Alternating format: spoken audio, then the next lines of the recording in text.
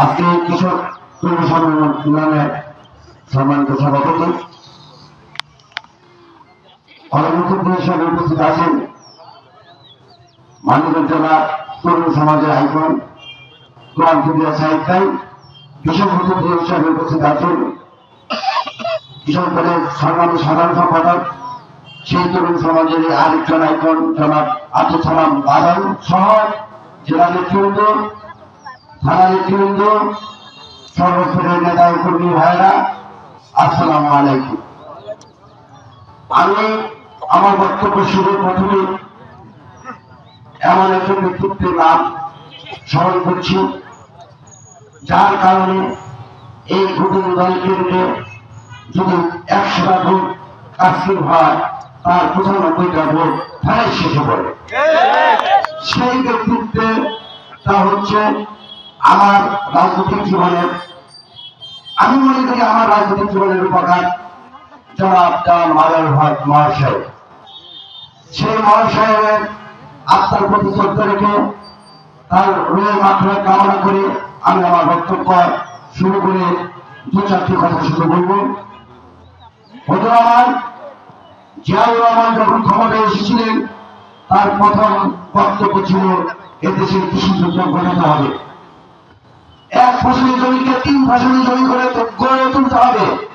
ঠিক একই সুরে তার সন্তান আজকে ভাবি প্রধানমন্ত্রী জনাব তারেক রহমান আপনাদের সামনে 31 দফা কর্মসূচির মধ্যে 27 নম্বর কর্মসূচিতে আপনাদের কথা বলেছে। কি বলেছে?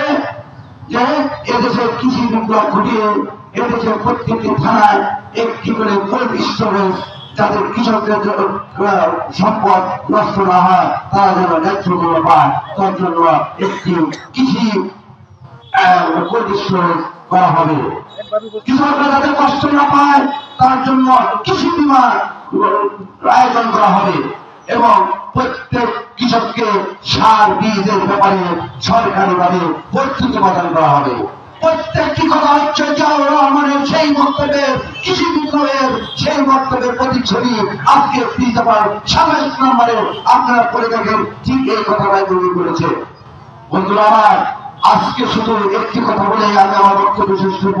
সাবধান, ফ্যাসিস্ট আওয়ামী লীগের দূষণরা যেন আপনাদের চাপে আপনাদের কাছে আশ্রয় না পায়, তাহলে আপনাদের এই ঐক্য কিন্তু থাকবে না।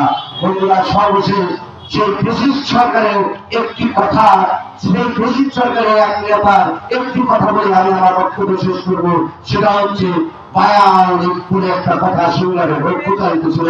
আজকে সেই কথাটাই যারা পায়া বিএনপি করছেন তাদেরকে সাবধান করে দিচ্ছি যে এই দেশে কোন পায়া বিএনপি, এই এলাকায় কোন পায়া বিএনপির আশ্রয় হবে না।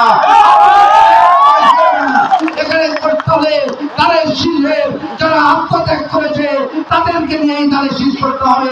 কোন পায়া বিএনপিকে আমরা আশ্রয় প্রশ্রয় দেব না। সবাইকে ধন্যবাদ। বাংলাদেশ জিন্দাবাদ। আল্লাহ হাফেজ।